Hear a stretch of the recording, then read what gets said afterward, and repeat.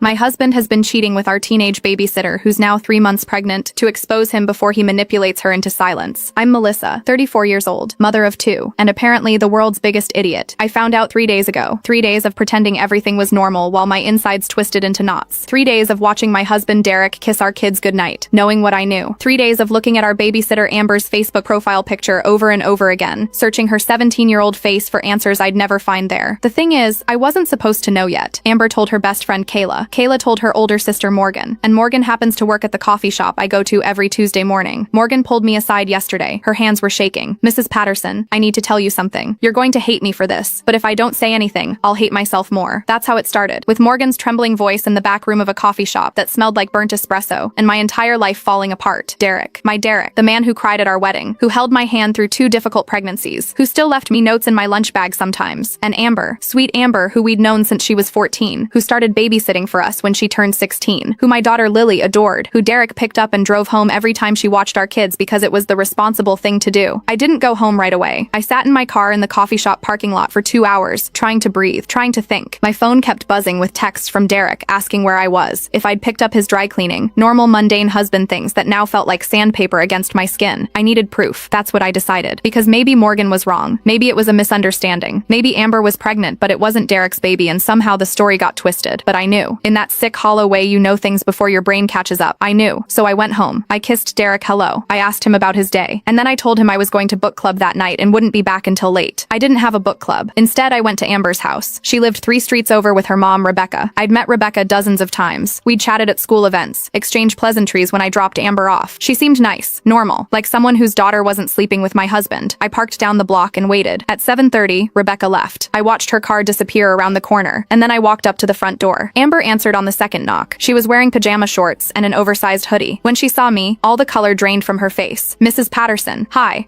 We weren't expecting. Can I come in?" My voice sounded calm, weirdly calm. She stepped back. "Let me inside." The house smelled like microwave popcorn. We stood in the hallway. Neither of us sat down. This wasn't that kind of conversation. "I know," I said. Her eyes filled with tears immediately. "Mrs. Patterson, I'm so sorry. I'm so sorry. I never meant for any of this to..." "How long?" She wiped her eyes. 6 months. It started 6 months ago. 6 months. I did the math in my head. That was right after we got back from our family vacation to Maine. The trip where Derek seemed distracted, where he kept checking his phone and smiling at texts he wouldn't show me. "The baby is his?" She nodded, started crying harder. "I wanted to tell you so many times, but he said we had to be careful, that we needed to wait for the right moment, that he was going to leave you but he needed to do it the right way so he wouldn't lose the kids. The right way. As if there was a right way to blow up your family. Does your mom know? No. Nobody knows except Kayla and Derek. And now